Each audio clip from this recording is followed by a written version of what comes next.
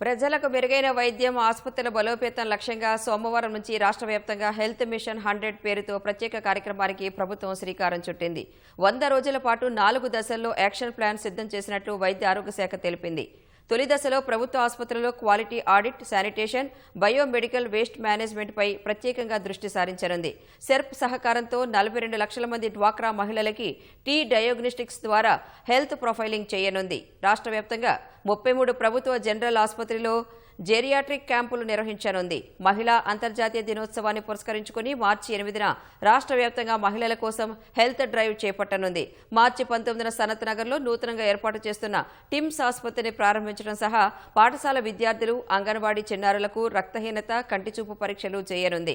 రెండో దశలో క్యాన్సర్ని నోటిఫైడ్ వ్యాధిగా ప్రకటించి క్యాన్సర్ కేర్ పాలసీని ప్రారంభించే అవకాశం ఉంది. ఏప్రిల్ 7న వరల్డ్ హెల్త్ డే సందర్భంగా ఉత్తమ సేవలు అందించిన వైద్యులకి అవార్డులు అందించనుంది.